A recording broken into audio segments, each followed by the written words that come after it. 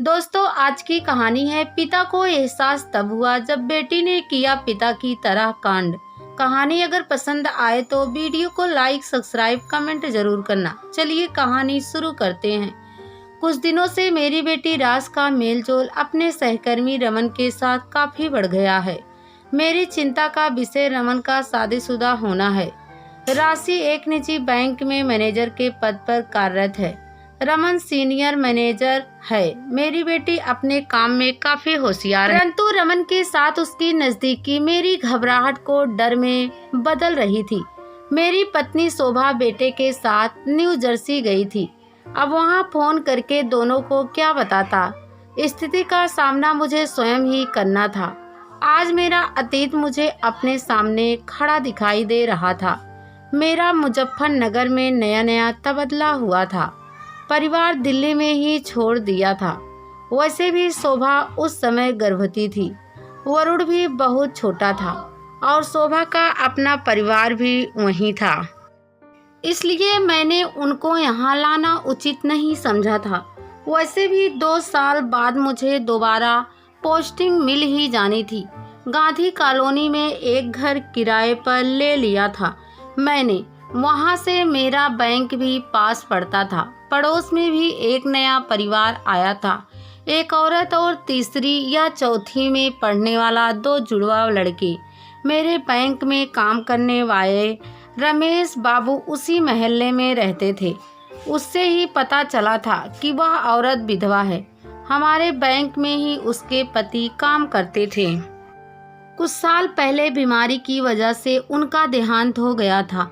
उन्हीं की जगह उस औरत को नौकरी मिली थी। पहले अपनी ससुराल में रहती थी, परंतु पिछले महीने ही उनके तानों से तंग आकर यहाँ रहने आई थी। बचकर रहना। विनय जी बड़ी चालू औरत है, हाथ भी नहीं रखने देती। जाते जाते रमेश बापू यह बताना नहीं भूले थे, शायद उनकी कोशिश का परिणाम अच्छा नहीं रहा होगा, इसलिए मुझे सावधान करना उन्होंने अपना परम कर्तव्य समझा। सौजन्य हमेशा विरासत में मिला है और पड़ोसियों के प्रति स्नेह और सहयोग की भावना हमारी अपनी कमाई है। इन तीनों गुणों का हम पुरुष वर्ग पूरी ईमानदारी से जतन तब और भी करते हैं जब पड़ोस में एक सुंदर स्त्री रहती हो। इसलिए पहला मौका मिलते ही मैंने उसे अपने सौजन्य से अभिभूत कर दिया। ऑफिस से लौटकर मैंने देखा वह सीढ़ियों पर बैठ हुई थी। आप यहाँ क्यों बैठी हैं? मैंने पूछा। जी सर, मेरी चाबी कहीं गिर गई है। बच्चे आने वाले हैं, समझ नहीं आ रहा है क्या करूं। आप परेशान ना हो, आओ मेरे घर में आ जाओ। जी, मेरा मतलब है आप अंदर चलकर बैठिए, तब तक मैं चाबी बनाने वाले को लेकर आता हूँ। जी, मैं यहीं इंतजार कर लूंगी, जैसी आपकी मर्जी। थोड़ा देर बाद रचना जी के घर की चाबी बन गई और मैं उनके घर में बैठकर चाय पी रहा था। आधे घंटे बाद उनके बच्चे भी आ गए। दोनों मेरे बेटे वरुण की ही उम्र के थे। पल भर में ही मैंने उनका दिल जीत लिया। जितना समय मैंने शायद अपने बेटे को नहीं दिया था, उससे कहीं ज़्यादा मैं अखिल और निखिल को देने लगा था। उनके साथ क्रिकेट खेलना, पढ़ाई में उनकी सहायता करना, रविवार को उन्हें लेकर मंडी की चाट खाने का तो जैसे नियम बन गया था। रचना जी अब रचना हो गई थी। अब किसी भी फैसले में रचना के लिए मेरी अनुमति महत्वपूर्ण हो गई थी। इसलिए मेरे समझाने पर उसने अपने दोनों बेटे को स्कूल के बाकी बच्चों के साथ पिकनिक पर भेज दिया था। सरकारी बैंक में काम हो ना हो, हड़ताल तो होती ही रहती है। हमारे बैंक में भी 2 दिन की हड़ताल थी, इसलिए उस दिन मैं घर पर ही था। अमूमन छुट्टी के दिन मैं रचना के घर ही खाना खाता था, परंतु उस रोज बात कुछ अलग थी। घर में दोनों बच्चे नहीं थे। क्या मैं अंदर आ सकता हूँ रचना? अरे विनय जी, अब क्या आपको भी आने से पहले इजाज़त लेनी पड़ेगी? खाना खाकर दोनों टीवी देखने लगे। थोड़ी देर बाद मुझे लगा रचना कुछ असहज सी है। क्या हुआ रचना, तबीयत ठीक नहीं है क्या? कुछ नहीं, बस थोड़ा सिर दर्द है। अपनी जगह से उठकर मैं उसका सिर दबाने लगा। सिर दबाते दबाते मेरे हाथ उसके कंधे तक पहुंच गए। उसने अपनी आंखें बंद कर ली। हम किसी और ही दुनिया में खोने लगे। थोड़ी देर बाद रचना ने मना करने के लिए मुंह खोला तो मैंने आगे बढ़कर उसके होठों पर अपने होठ रख दिए। उसके बाद रचना ने आंखें नहीं खोली। मैं धीरे धीरे उसके करीब आता चला गया। कहीं कोई संकोच नहीं था। दोनों के बीच जैसे हमारे शरीर सालों से मिलना चाहते हों। दिल ने दिल की आवाज़ सुन ली थी। शरीर ने शरीर की भाषा पहचान ली थी। उसके कानों के पास जाकर मैं धीरे से फुसफुसाया, प्लीज आंखें ना खोलना तुम। आज बंद आंखों में मैं समाया हूँ। ना जाने कितनी देर हम दोनों एक दूसरे की बाहों में बंधे चुपचाप लेटे रहे। दोनों के बीच की खामोशी को मैंने ही तोड़ा। मुझसे नाराज तो नहीं हो तुम? नहीं, परंतु अपने आप से हूँ। आप शादीशुदा है और रचना शोभा से मेरी शादी महज एक समझौता है जो हमारे परिवारों के बीच हुआ था। बस उसे ही निभा रहा हूँ। प्रेम क्या होता है या मैंने तुमसे मिलने के बाद ही जाना। परंतु विवाह, रचना, क्या 7 फेरे प्रेम को जन्म दे सकते हैं? 7 फेरों के बाद पति पत्नी के बीच सेक्स का होना तो तय है, परंतु प्रेम का नहीं। क्या तुम्हें पछतावा हो रहा है रचना? प्रेम शक्ति देता है, कमजोर नहीं करता। हाँ, वासना पछतावा उत्पन्न करती है। जिस पुरुष से मैंने विवाह किया उसे अकेला अपना शरीर दिया, परंतु मेरे दिल तक तो वह कभी पहुंच ही नहीं पाया। फिर जितने भी पुरुष मिले उनकी गंदी नजरों ने उन्हें मेरे दिल तक आने ही नहीं दिया। परंतु आपने मुझे एक शरीर से ज्यादा एक इंसान समझा। इसलिए वह पुराना संस्कार जिसे अपने खून में पाता था कि विवाहेतर संबंध नहीं बनाना, आज टूट गया। शायद आज मैं समाज के अनुसार चरित्रहीन हो गई। फिर कई दिन बीत गए। हम दोनों के संबंध और प्रगाढ़ होते जा रहे थे। मौका मिलते ही हम काफी समय साथ बिताते। एक साथ घूमना फिरना, शॉपिंग करना, फिल्म देखना और फिर घर आकर अखिल और निखिल के सोने के बाद एक दूसरे की बाहों में खो जाना दिनचर्या में शामिल हो गया था। ऑफिस में भी तो दोनों के बीच आंखों ही आंखों में प्रेम की बातें होती रहती थी। बीच बीच में मैं अपने घर आ जाता और शोभा के लिए और दोनों बच्चों के लिए ढेर सारे उपहार भी ले जाता। परंतु यह भी सत्य था कि जो मुझे शोभा के साथ रहने में मिलता वह मुझे रचना के साथ कभी नहीं मिल पाता, और वह था मेरे बच्चे और सामाजिक सम्मान। यह सब कुछ सोचकर मैंने तबादले के लिए आवेदन कर दिया। तुम दिल्ली जा रहे हो? रचना को पता चल गया था। हालांकि मैंने पूरी कोशिश की थी उससे यह बात छिपाने की। बोला हाँ, वह जाना तो था ही और मुझे बताने की जरूरत भी नहीं समझे। देखो रचना, मैं इस रिश्ते को खत्म करना चाहता हूँ, पर तुम तो कहते थे कि तुम मुझसे प्रेम करते हो।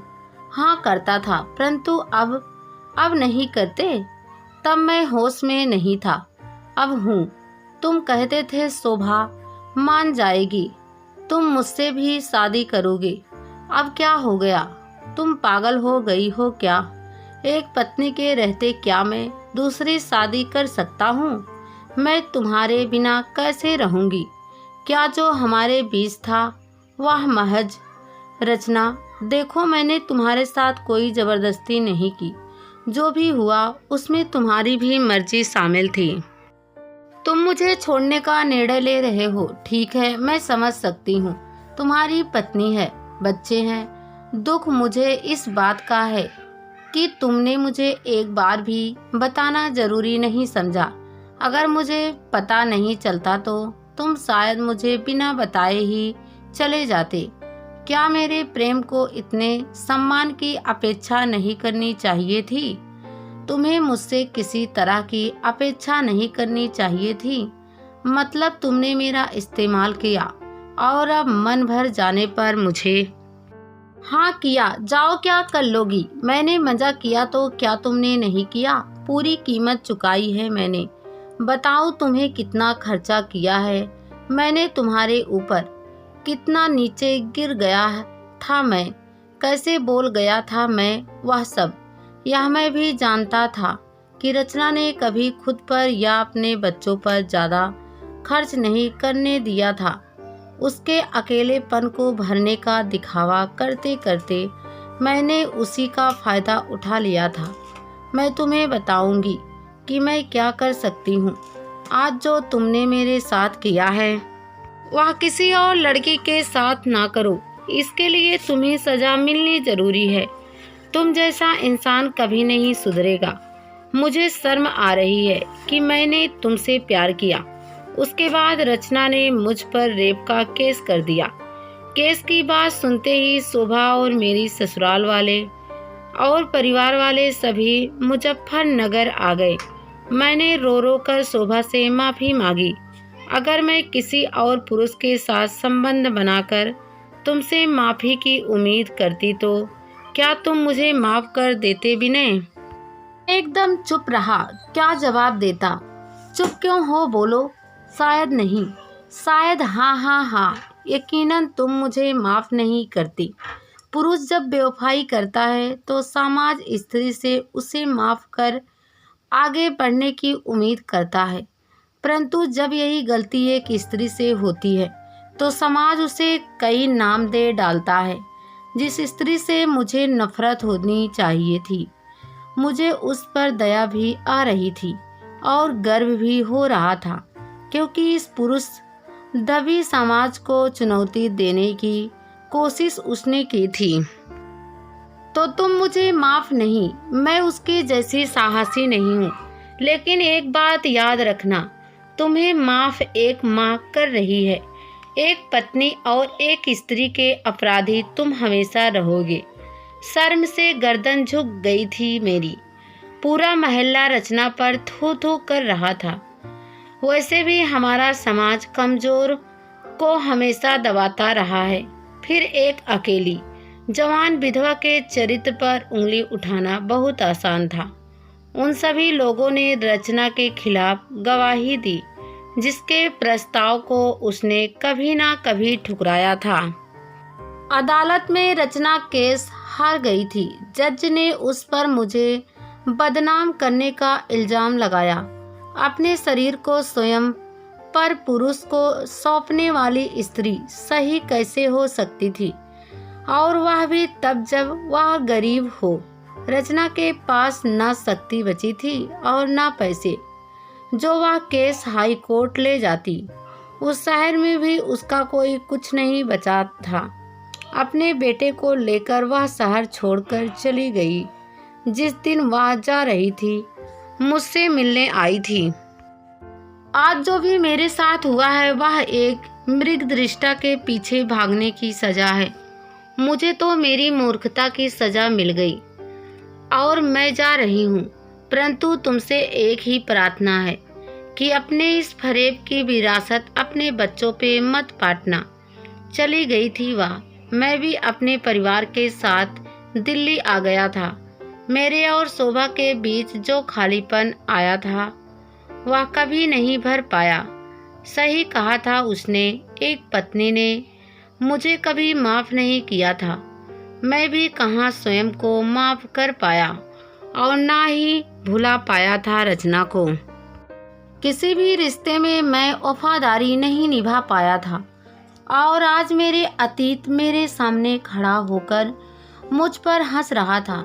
जो मैंने आज से कई साल पहले एक स्त्री के साथ किया था, वही मेरी बेटी के साथ होने जा रहा था। नहीं, मैं राज के साथ ऐसा नहीं होने दूंगा।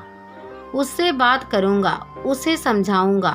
वह मेरी बेटी है, समझ जाएगी। नहीं मानी तो उस रमन से मिलूंगी, उसके परिवार से मिलूंगी।